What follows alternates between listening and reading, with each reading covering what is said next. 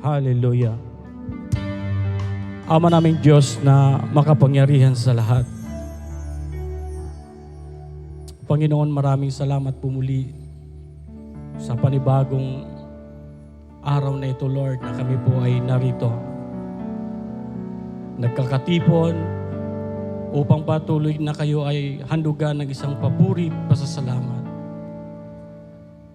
Lord, maraming salamat po sapagkat sa aming mga puso, Panginoon,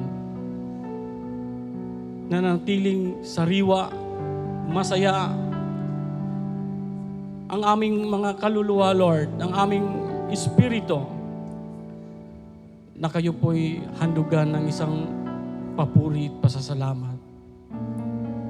Sambahin sa espiritu at sa katotohanan. Panginoon, maraming salamat sapagkat napakabuti niyo po sa buhay namin. Binigyan niyo po kami ng panguunawa na hindi lamang sa masasayang panahon na kami po'y magpurit, magsamba sa inyo, kundi inilagay niyo po sa puso namin, Lord, na kahit kami po ay nakakaranas ng mga pagsubok sa buhay, ay nag-uumapaw pa rin ng aming kagalakan na kayo po ay patuloy na pasasalamatan at handugan ng isang papuri, Panginoon, bilang pagkakilala namin sa inyo na kayo po ang Diyos na nagbigay sa amin ng kapayapaan. Buhay na punong-puno ng pag-asa. Lord, maraming salamat po muli sa pagkakataon na kami po ay narito. Lord, dalangin ko po na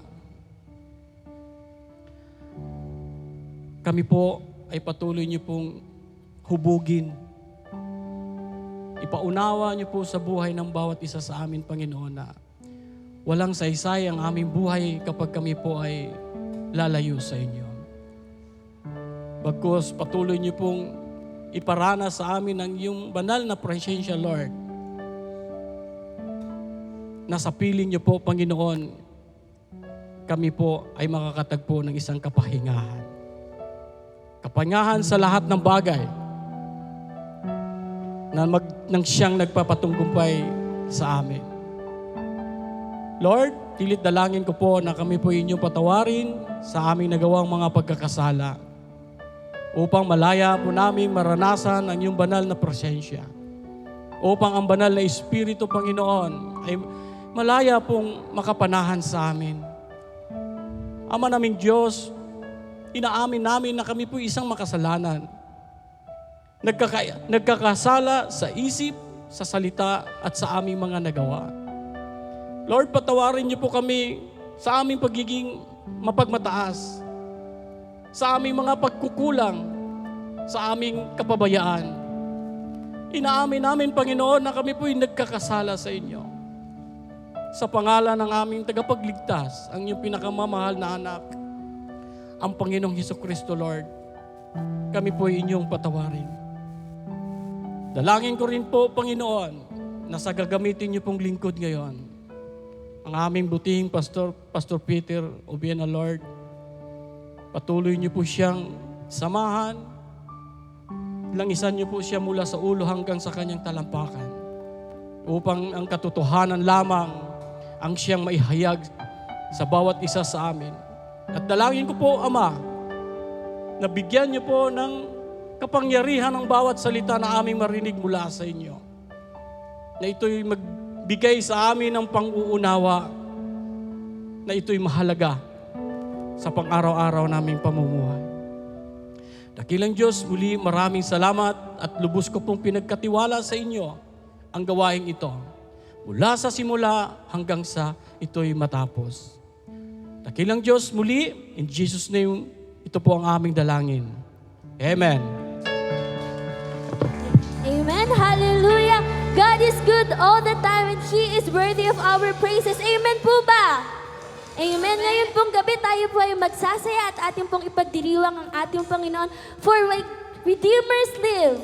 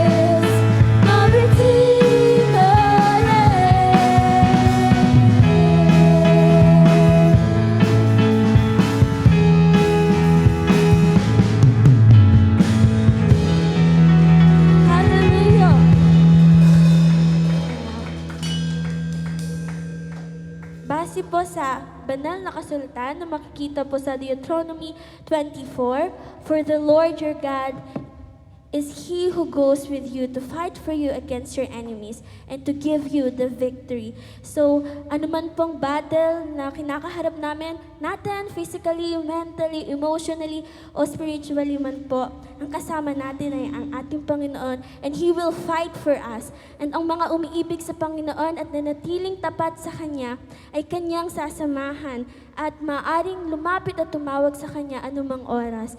Kaya whatever battle we are facing, God is with you. God is with us, and He will fight for us. Believe it, and you will have the victory.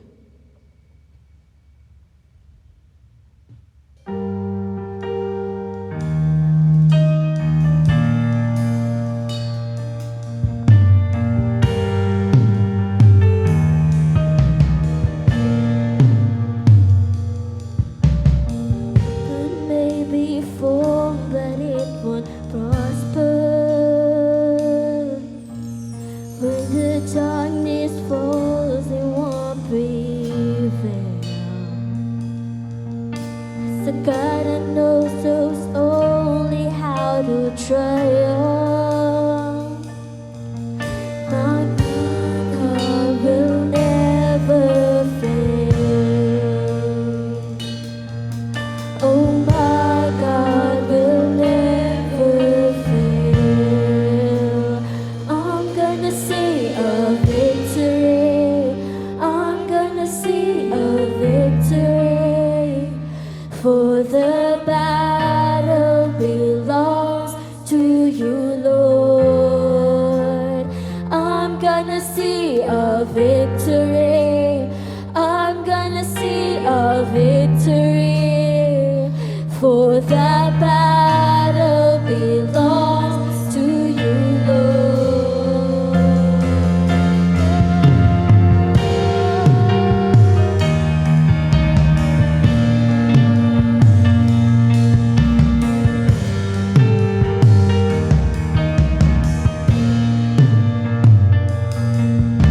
There's power in the mighty name of Jesus.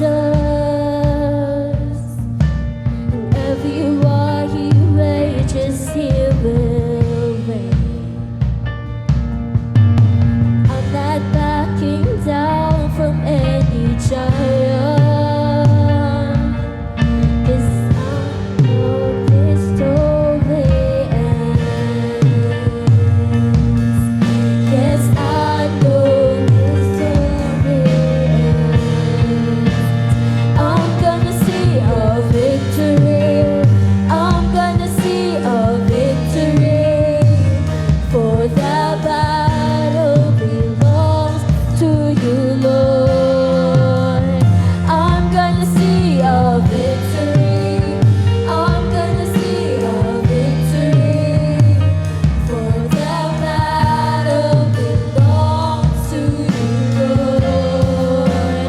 I'm gonna see a victory. I'm gonna see a victory. For the battle belongs to you, Lord. I'm gonna see a victory. I'm gonna see a victory. For the battle belongs to you, Lord.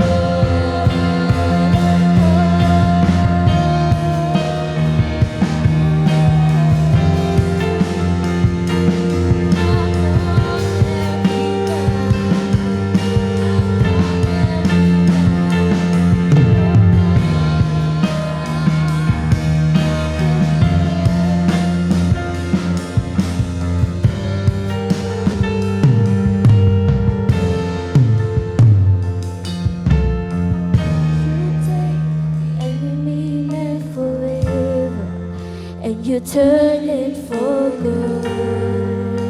You turn it for good. You take what the enemy meant for evil, and you turn it for good. You turn it for good. Come on, church, we sing.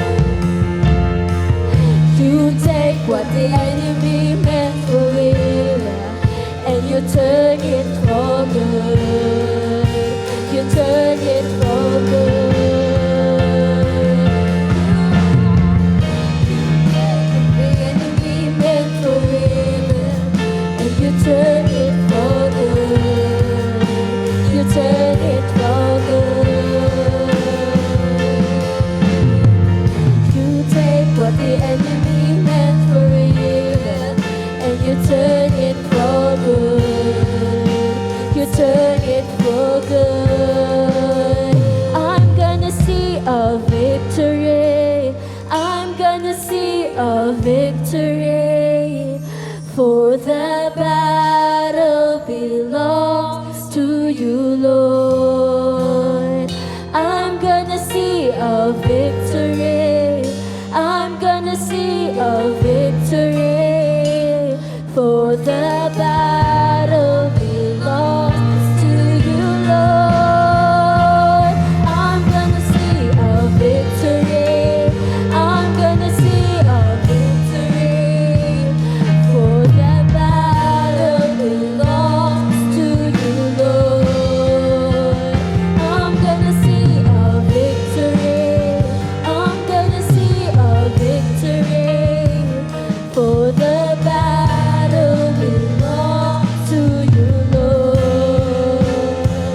You take what the enemy meant for evil, and you turn it for good. You turn it for good. You take what the enemy meant for evil, and you turn it for good. You turn it for good. Minsan pa, I'm gonna see a victory. I'm gonna see a victory. For the battle belongs to you, Lord. I'm gonna see a victory. I'm gonna see a victory.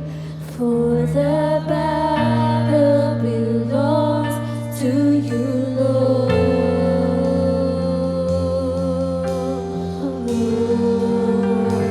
The battle is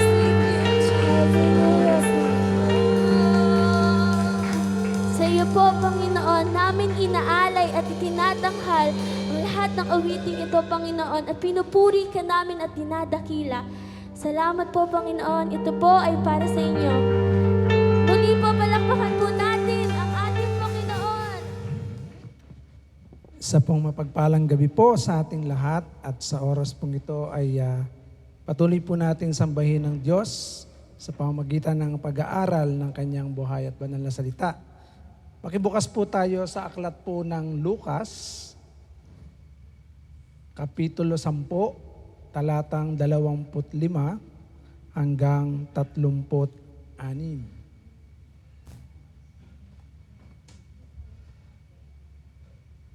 Luke chapter 10, verse 25 to 36.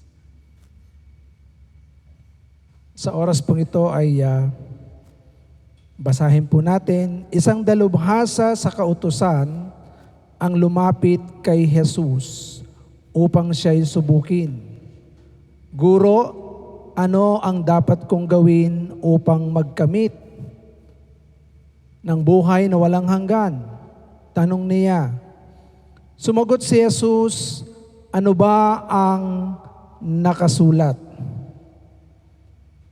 sa kasulatan? Ano ba ang nababasa mo roon? Sumagot ang lalaki, ibigin mo ang Panginoon mong Diyos ng buong puso mo, buong kaluluwa mo, buong lakas mo, at buong pag-iisip mo. Ibigin mo ang iyong kapwa gaya ng pag-ibig mo sa iyong sarili. Sabi ni Jesus, tama ang sagot mo. Gawin mo iyan at magkakamit ka ng buhay na walang hanggan. Upang huwag siyang lumabas na kahiya-hiya, nagtanong pa ang lalaki, sino naman ang aking kapwa? Sumagot si Jesus, may isang taong naglalakbay mula sa Jerusalem papuntang Jericho. Hinarang siya ng mga tulisan, hinubaran, binugbog at iniwang halos patay na. Nagkataong dumaan doon ang isang paring Hudyo. Nang makita ang taong nakahandusay, lumihis siya at nagpatuloy sa kanyang paglalakad. Dumaan naman ang isang Levita, ngunit nang makita niya ang taong binugbog, lumihis din ito at nagpatuloy sa kanyang paglakad. Ngunit may isang Samaritanong naglalakbay na napadaan doon. Nang makita niya ang biktima, siya'y naawa. Nilapitan niya ito, binuhusan ng langis at alak ang mga sugat at binendahan. Pagkatapos, isinakay niya ang lalaki sa kanyang asno at dinala ito sa bahay panuluyan upang maalagaan siya doon. Kinabukasan, binigyan niya ng 2 salaping pilak ang namamahala ng bahay panuluyan. At sinabi, alagaan mo siya at kung higit pa riyan ang iyong magagastos, babayaran kita pagbalik ko. At nagtanong si Jesus, sa palagay mo, sino kaya sa 3 ang naging tunay na kapwa ng taong hinarang ng mga tulisan? Ang taong tumulong sa kanya. Tugon ng dalubhasa sa kautusan. Kaya't sinabi sa kanya ni Jesus, kung gayon, humayo ka at ganun din ang gawin mo. Ang Diyos po ang bahala magpala sa kanyang buhay at banal na salita. Ito po ay pinamagatan ko pong aking kapwa. Sabihin niyo nga po, aking kapwa. Yan. Marahil ito po ay palasak na sa ating pandinig na kung saan ang katuroang ito ay talagang kabisado na po natin. Pag sinabi ang kwentong ito ay alam na alam natin, sasabihin natin, the Good Samaritan. Amen po ba? The Good Samaritan. At ito po ay isang parabola na kung saan makikita po natin na meron pong isang dalubhasa sa kautusan. At alam niya ang salita ng Diyos sapagkat nung unang panahon ang mga lawyer, ang tawag sa mga lawyer noon, hindi po sila katulad ng mga lawyer po natin noon. Ang mga lawyer noon ay mga dalubhasa sa salita ng Diyos, sa kautusan ng Diyos.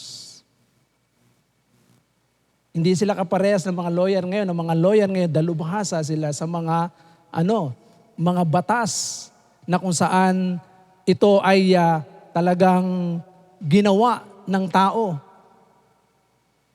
Pero nung unang panahon ay dalubhasa sa batas sa pamamagitan ng kautusan ng Diyos.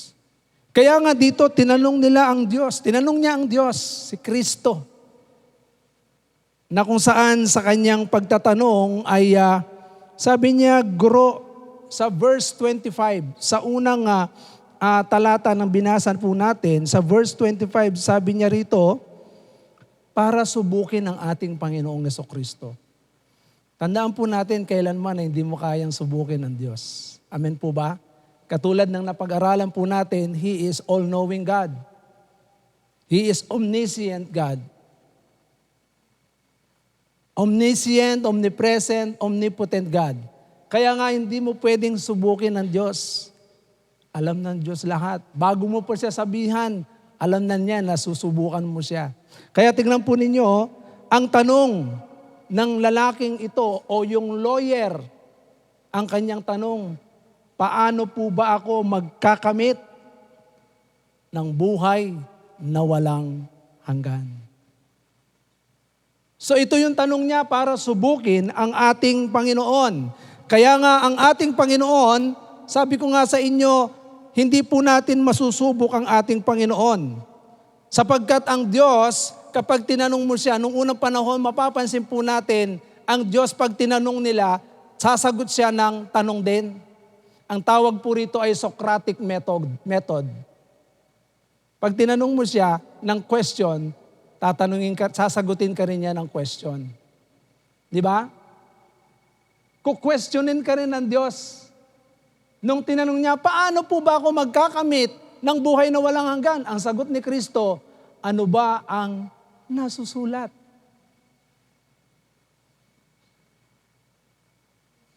Magkakamali kaya ang Panginoon doon sa kanyang sagot? Ano ba ang nasusulat at paano mo ba ito binabasa? Ayan. Ibig sabihin yan, tinatanong ng Panginoon, ano ang nakasulat at paano mo naintindihan? Paano mo naunawaan ang nakasulat doon? Kaya nga dito, marami yung marunong sa salita ng Diyos. Marunong, pero paano nila kaya inuunawa ang salita ng Diyos? Samantalang ang Samaritanong ito ay talagang parang inaayawan ng mga Hudyo na talagang sinasabi nilang mga masama. Pero makikita natin, nagpapamalas ng pag-ibig ng Diyos. Na talagang ipinakita ng Samaritanong ito kung paano magpakita ng tunay na kapwa. Amen po ba?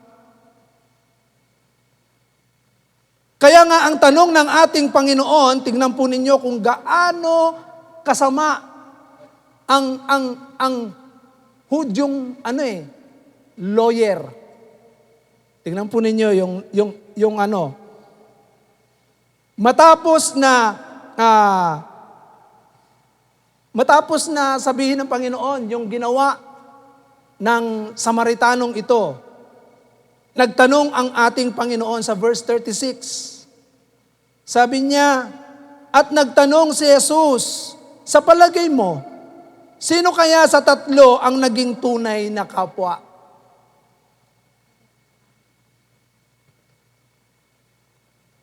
Sino sa tatlo ang naging tunay na kapwa?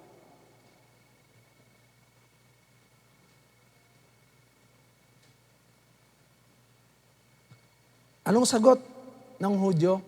Hindi niya masabi, ang Samaritano. Tingnan niyo kung gaano kasama ang mga Hudyo sa banal na kasulatan na nakakaalam ng kautusan.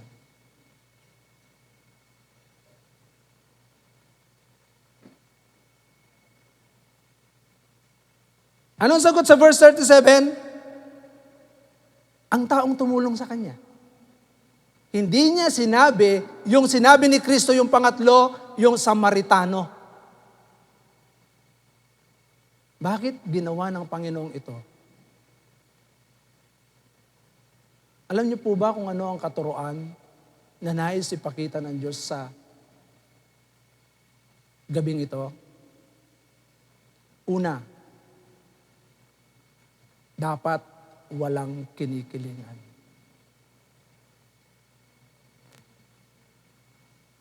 Walang kinikilingan. Pangalawa, dapat nating malaman, lahat tayo ay nilikha ng Diyos. At pangatlo, tingnan po ninyo, nang tanungin ng ating Panginoon, sumagot siya, ang tumulong sa Kanya. Tapos sabi ng Panginoon, gawin mo yan. Di ba? Nung sinabi ng Panginoon, di ba 2 beses niyang sinabi. Nung una, sinabi ng lawyer na ito, ibigin mo ang iyong Diyos ng buong puso, ng buong kaluluwa, ibigin mo ang iyong kapwa, gaya ng pag-ibig mo sa sarili mo. So, sabi ng Panginoon, gawin mo yan. So dahil ayaw niyang mapahiya, nagtanong ulit, sino ang aking kapwa? Nagpaliwanag uli ang ating Panginoon at tinanong niya, sino sa tatlo ang naging tunay na kapwa? Tingnan niyo ang sagot niya, yung tumulong sa kanya, pero hindi niya sinabing ang Samaritano. Bakit? Dahil ayaw nilang ituring na kapwa ang mga Samaritano. Tingnan niyo, walang kinikilingan, lahat ng tao ay nilikha ng Diyos. At kung titignan natin ang John 3:16, gayon na lamang ang pag-ibig ng Diyos sa makasalanan sa libutan, ibinigay niya ang kanyang kaisa-isang bugtong na anak na sino man sumampalataya hindi na mapamakbagkos magkaroon ng buhay na walang hanggan. Lahat ba ng tao mahal ng Diyos? Yes. Mahal ng Diyos. Kaya tayo hindi natin sisinuhin ng sino man. Mamahalin natin ang lahat ng tao. Kaya nga dito makikita natin we are to love all people. Mahalin din natin sila. Amen po ba? Mahalin natin sila. At kung titingnan po natin dito, dahil nga itong lalaking ito, talagang hindi niya kayang masunod ang kautusan ng Diyos. Kaya nga, sa pagsunod sa kautusan ng Diyos, di ba sabi ko kanina, walang kinikilingan. Pangalawa, lahat ng tao ay nilikha ng Diyos. Pangatlo, hindi mo kayang iligtas ang iyong sarili sa pagsunod, sa pamamagitan ng pagsunod sa kautusan. Only through Jesus Christ alone. Kilalanin si Kristo. Alam niyo po ba na kapag kakinilala ng isang tao si Kristo, doon lamang magkakaroon ng tamang pag-ibig sa puso. Tanungin ko po kayo, kilala niyo po ba si Kristo? Ha? Amen. So kung kilala natin si Kristo, then we will love all people. Mawawala yung hate. Mawawala yung galit. Mawawala yung mga bagay na kung saan meron kang kinikilingan. Ang iyong mamahalin lang ay yung mga nagmamahal sa iyo. Amen po ba? Ang iyong susuportahan lang yung mga sumusuporta sa iyo. Paano kaya yung mga kumakalaban sa iyo?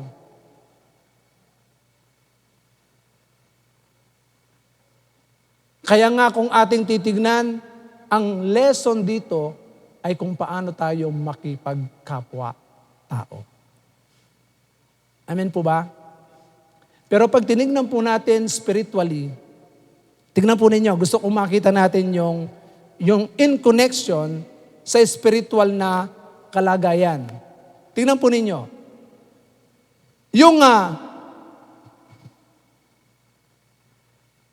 lalaki na kung saan binugbog, ninakawan. Yung lalaking binugbog at ninakawan, ito po ay sumisimbolo doon sa mga tao na talagang kaawa-awa. Tayo po, humankind. Amen po ba? Na talagang tayo po ay walang habas na binugbog, ninanakawan ni Satanas. Amen po ba? At yung mga magnanakaw dito, yung mga tulisan, ay sumisimbolo kay Satanas. Sino ba ang mga magnanakaw na sinasabi sa John chapter 10 verse 10? Di ba si Satanas? At naparito si Satanas upang magnakaw, pumatay, sumira ng buhay ng tao. Di ba? Si Satanas. Yung lawyer, ito po yung sumisimbolo sa mga yung mga tao na hindi makaunawa doon sa katotohanan ng salita ng Diyos. At yung pare, ito po yung mga nakakaalam ng kautusan. Pero wala po ang pag-ibig ng Diyos. At yun namang mga Levita, masyadong mga yung mga legalistic na talagang hindi rin makita. Ito po yung mga yung pare, sumisimbolo siya sa mga religion sa panahon natin ngayon. Amen po ba?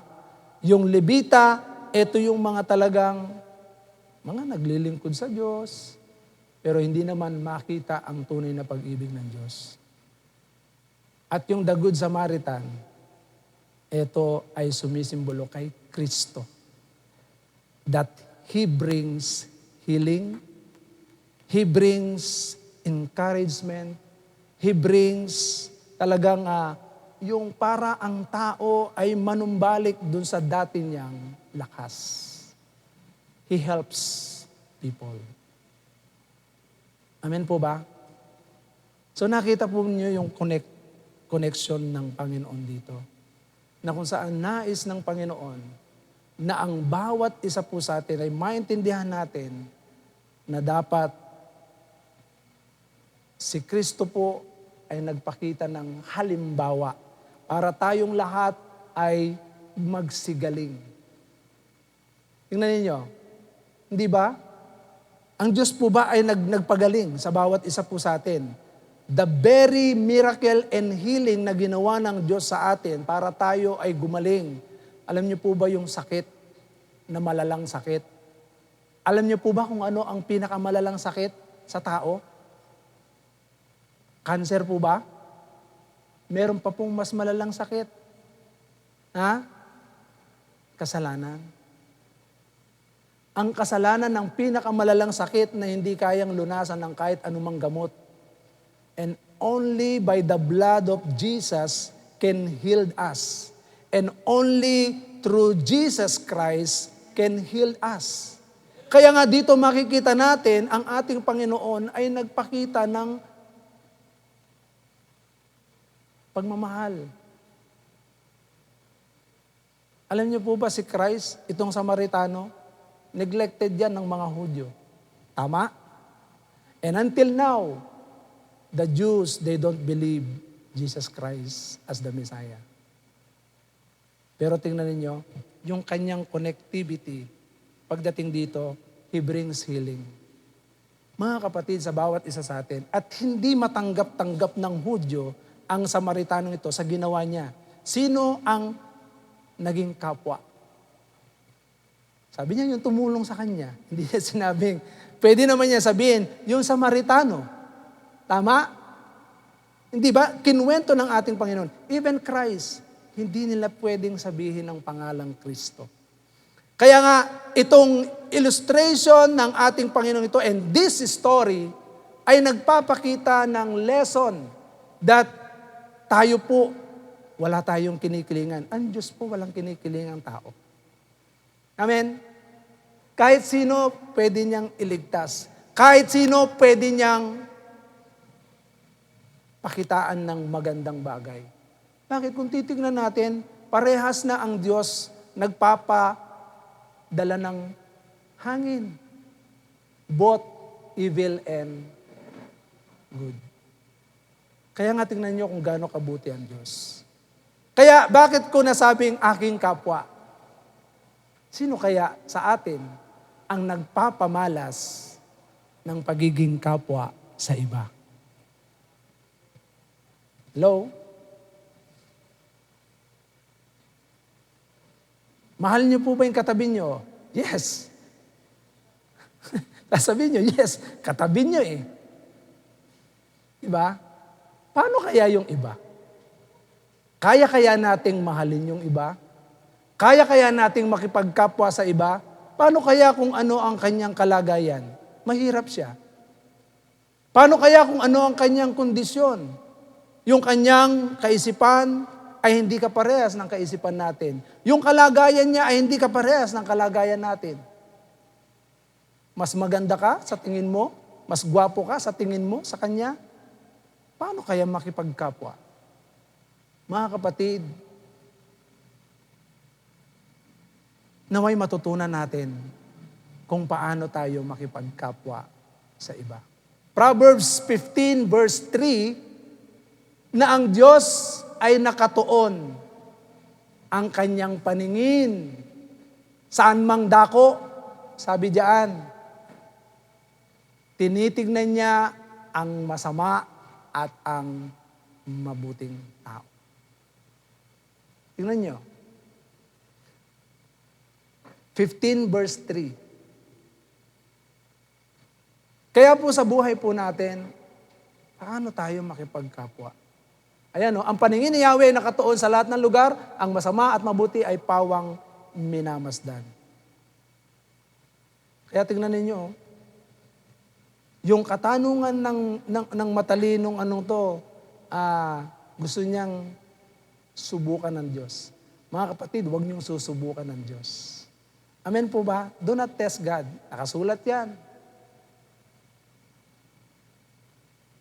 Kapag alam mong ikaw ay naligtas, alam mo kung anong kasagutan yan. Serve the Lord. At kapag naligtas tayo, alam mo kung ano ang obligasyon natin. Love the Lord your God and love your neighbor as yourself. Kaya sa oras pong ito, hindi mo mahirap unawain ang salita ng Diyos.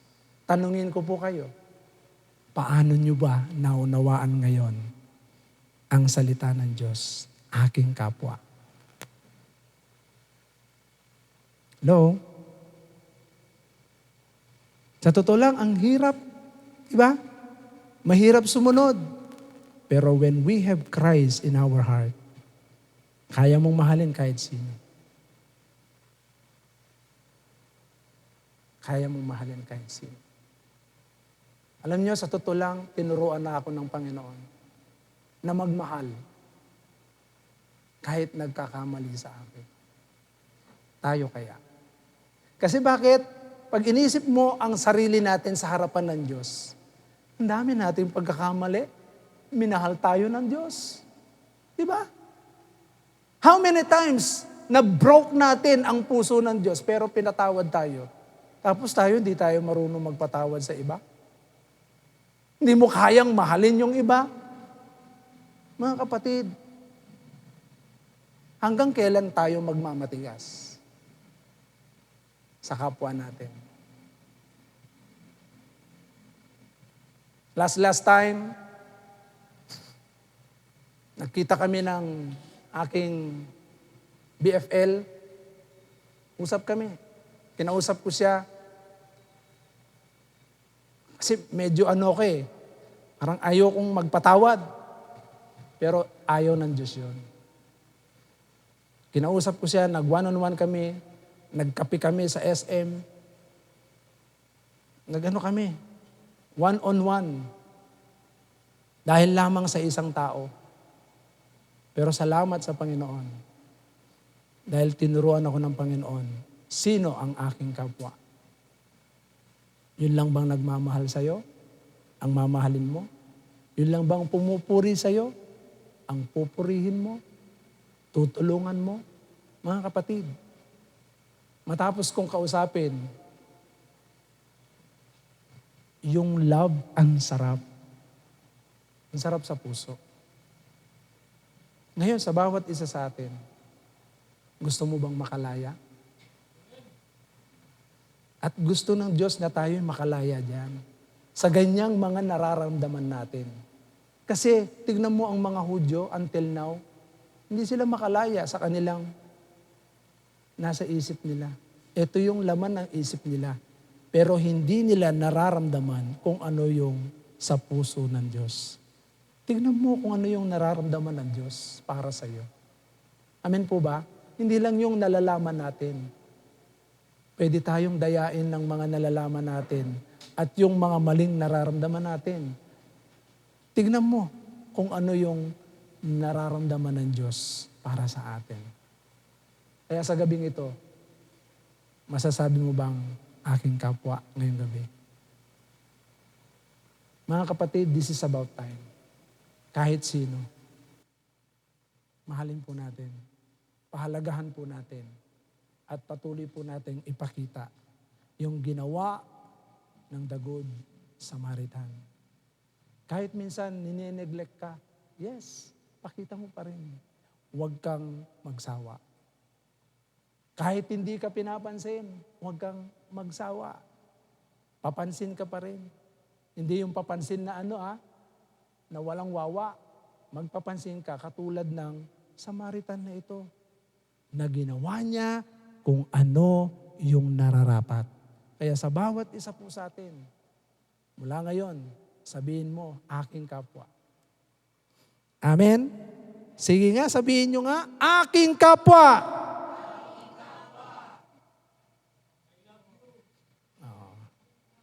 Di ba?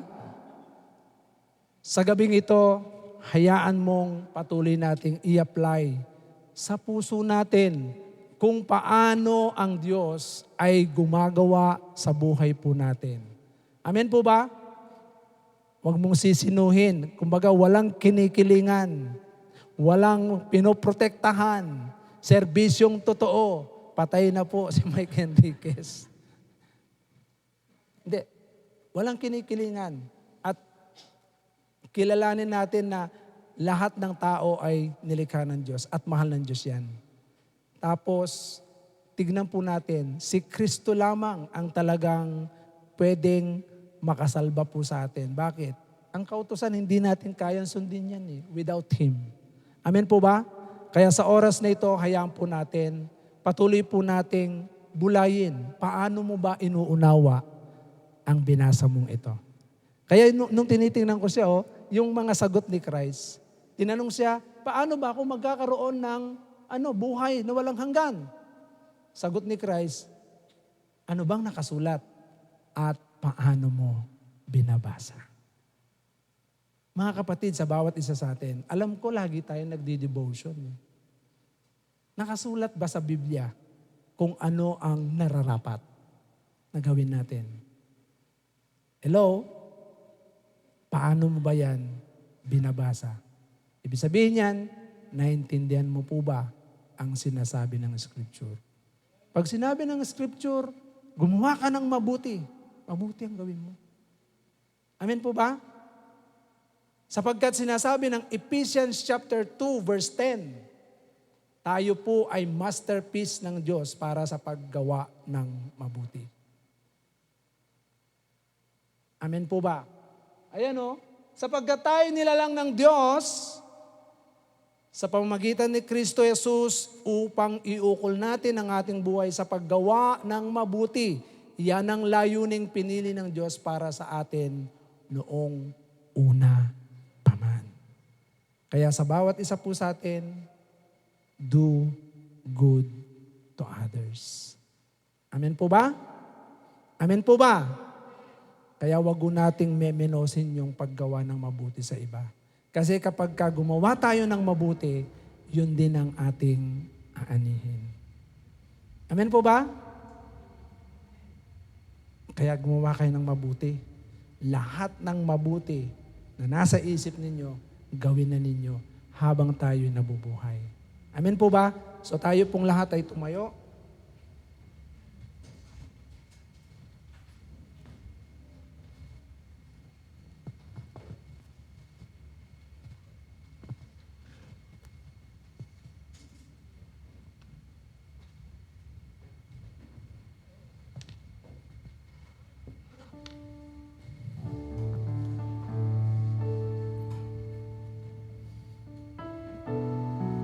Mga kapatid, sinabi na ng Scripture na tayo ay gumawa ng mabuti.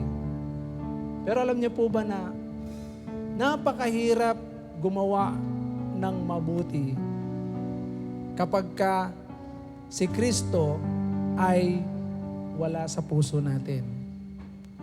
At mapapatunayan na si Kristo ay nasa puso natin kapag nararanasan po natin ang Kanyang Espiritu Santo. Hayaan po natin sa oras na ito, patuloy nating maranasan ang Espiritu ng Diyos. Hayaan natin, palayain natin ang ating mga espiritu na kung saan, Lord, we need your presence. Upang patuloy nating magawa anuman yung ginawa ng ating Panginoon, at makita ng iba that truly we are His disciple. Kaya sa oras pong ito, hayaan po natin, let us humbly come before the Lord at patuloy po tayong mag-aspire ng Kanyang Espiritu sapagkat alam natin ang bunga ng Espiritu ay pag-ibig. So without the Spirit of God, we have no love at all. Kaya sa oras pong ito, as we bow down our head, let us sing this song, Lord, we need your grace and mercy. We need to pray like never before.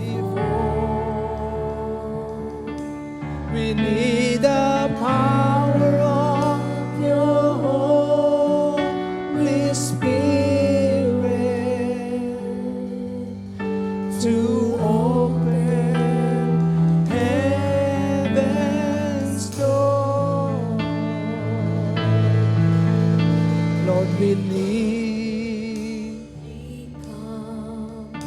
before you. We don't deserve of you what we ask, but we yearn to see your glory. Restore this dying land.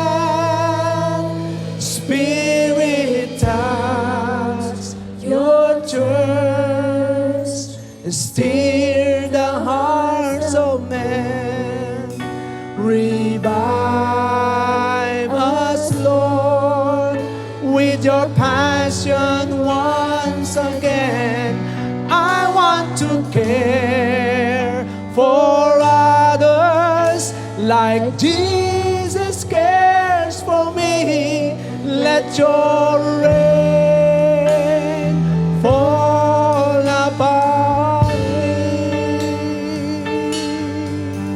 Mga kapatid, sa oras na ito, huwag nating hayaan na tayo po ay maging katulad ng Jews priest na parang isang patay na relihiyon na hindi nararamdaman ang pag-ibig ng Diyos.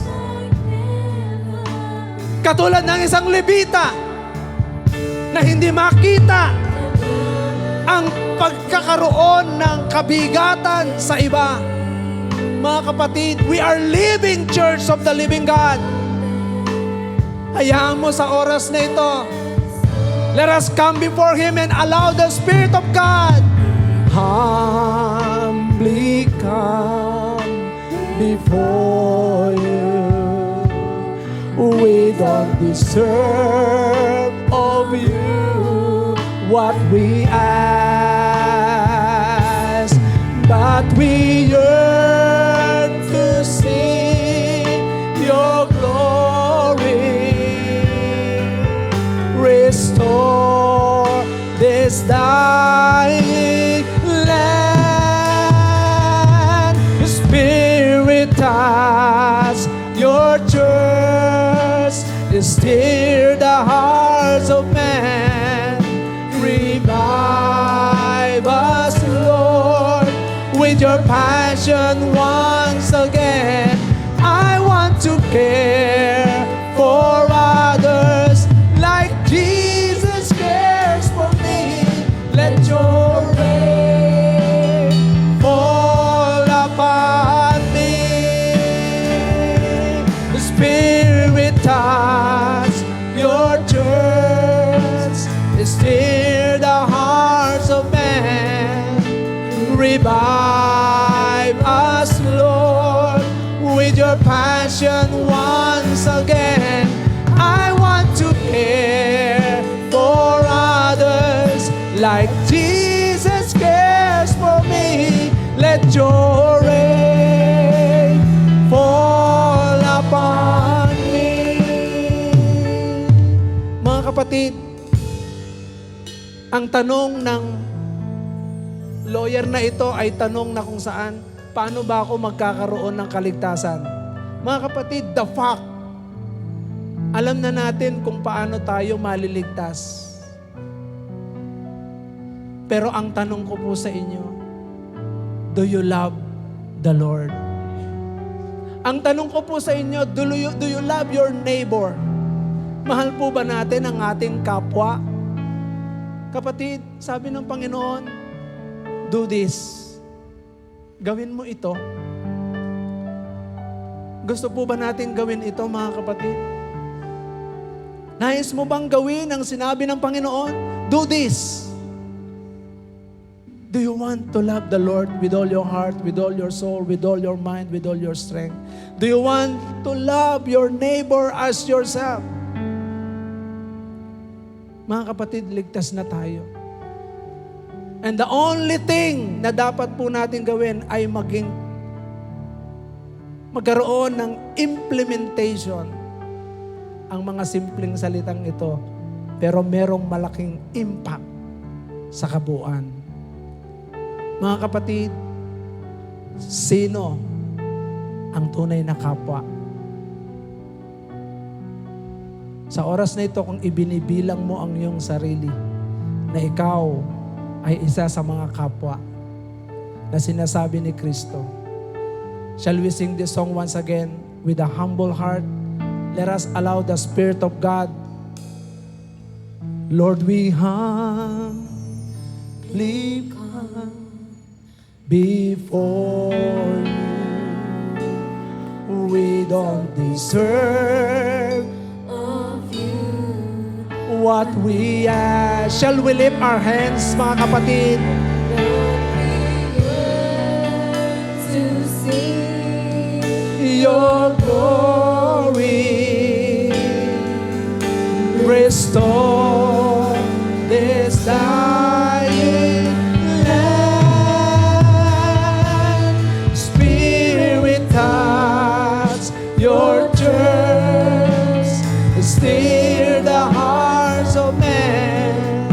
Revive us, Lord, with Your passion once again. I want to care for others like Jesus cares for me. Let Your rain fall upon me. Spirit touch. Yes, Lord. Panginoon, hindi lamang namin ito sinasabi, O God. But God, we will apply it, O God. With Your passion once again. I want to care for others like Jesus cares for me. Let Your rain fall upon me. Spirit touch. Your church, stir the hearts of men. Revive us, Lord, with Your passion once again. I want to care for others like Jesus cares for me. Let Your rain Fall upon me, oh Lord. Spirit touch Your church, stir the hearts of men. Revive us, Lord, with Your passion once again. I want to care for others like Jesus cares for me.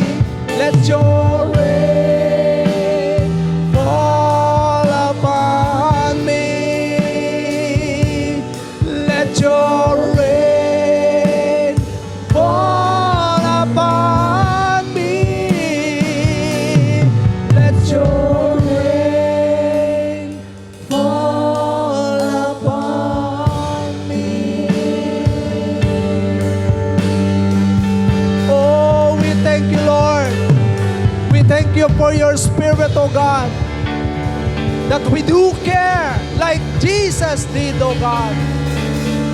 Panginoon, salamat po sa katotohanan ng Iyong salita, sapagkat nais Mo sa buhay ng bawat isa ay makita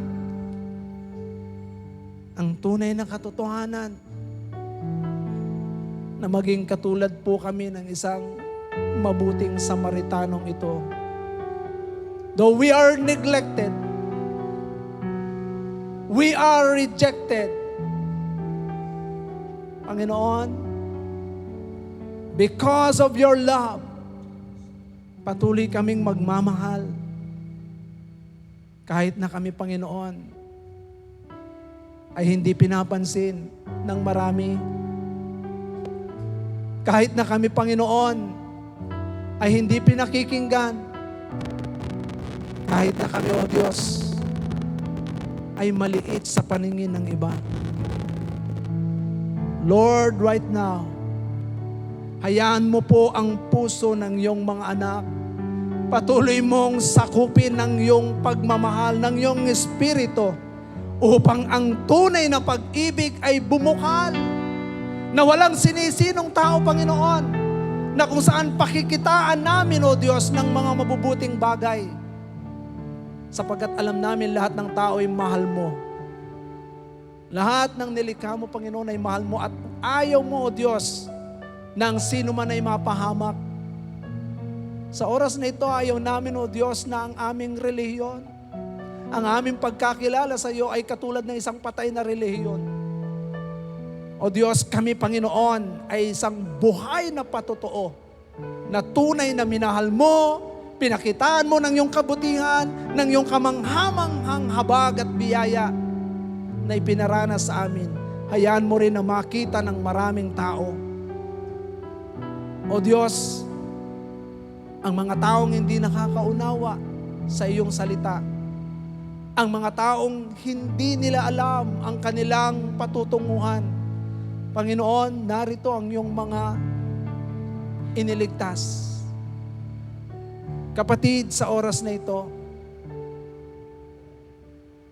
nais mo bang maging instrumento ng Diyos upang abutin ang maraming taong hindi nakakaunawa sa Diyos?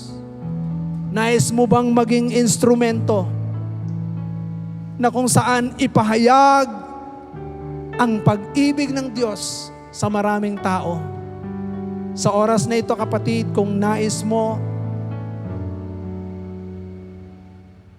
itaas mo ang iyong kamay bilang pagsuko mo sa Diyos. At sa oras na ito, habang ikaw ay nakataas ang mga kamay, hayaan mong huwag kang matakot sa lahat ng mga bagay na sasabihin ng iba. Sapagkat merong Diyos na nakakakita sa bawat isa po sa atin.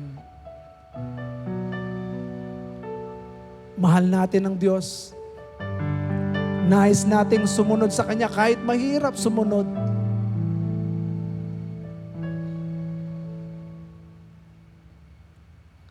Yes.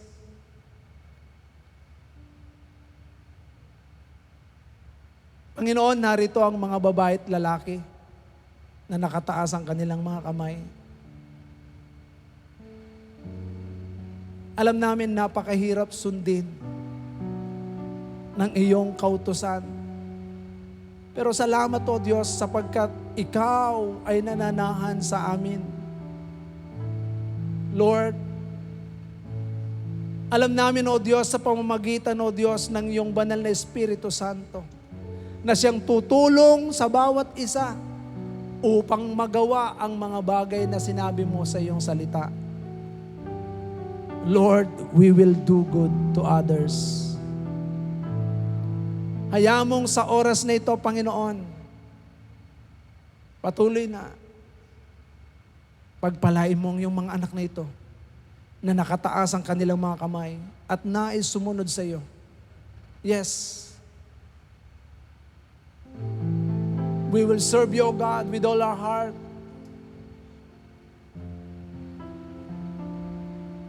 Lord, nakikita mo ang puso. As we sing this song, gawin mong prayer ang panalangin, ang awit na ito. My heart will be faithful, Lord. My heart will obey you, Lord. Obey you, Lord, to walk in the way you will lead me. My heart, sabihin mo sa Panginoon, my heart, yes, Lord, ito ang tibok ng aming mga puso. Yes, as we sing this song, ipadama mo sa Panginoon ang tunay na pag-ibig na nasa puso mo ngayon, kapatid. Yes, to walk in the way you will lead me. Yes, God will lead you into the right path with all my heart. I will serve you with all I will love you I will love you. with all my heart. I will give my I all will give my all to you. with all my heart, with all. All my heart, I will serve you. With all my heart, I will love you.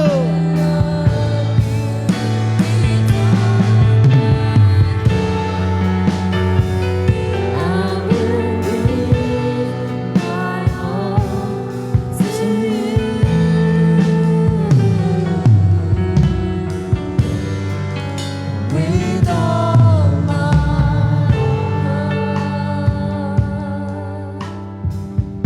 Mga kapatid, katulad ng tanong ng ating Panginoon kay Peter, sabi ng Panginoon kay Peter, Peter, do you love me? 3 beses na tinanong ng Diyos, Peter, do you love me? Peter, do you love me? Mga kapatid, alam ng Diyos bakit 3 beses niyang sinabing, Peter, do you love me? Sapagkat alam ng Diyos na si Peter ay merong pag-aalinlangan sa kanyang puso. Mga kapatid, meron ka bang pag-aalinlangan sa puso mo? Ano man yung pag-aalinlangan mo sa puso mo upang hindi mo mapakita ang pagmamahal sa Diyos. Mga kapatid, katulad ni Peter, matapos niyang isinukong lahat sa Diyos, God used him mightily. Mga kapatid, if you want to be used by God, give it fully to the Lord. Kaya mo bang isuko sa Diyos lahat ngayong gabing ito? Mga kapatid, nais ng Panginoon this 2024, God wants you to be used by God. Kaya sa oras na ito, prepare yourself. At hayaan mo sa oras na ito, declare it by faith in your heart that you love the Lord. Amen po ba? Minsan pa nating itaas ang ating mga kamay. Mga kapatid, hindi ko kayo pipilitin na itaas ang inyong kamay. Pero with all your heart, sa puso mo, habang inaawit mo yan, sabihin mo sa Diyos na mahal mo siya. Yes. With all I will serve you with all my heart. I will love you with all my heart. I will give my all to you. with all my heart. With all my heart, I will serve you. With all my heart, I will love you. With all my heart, I will give my all to you. Let the people sing. With all my heart, I will serve you. With all my heart, I will love you. With all my heart, I will give my all to you. Everybody sing with all my heart. Yes, Lord. Hallelujah. With all my heart, I will serve you. With all my heart, With all my heart, I will love you. With all my heart, I will give my all to you.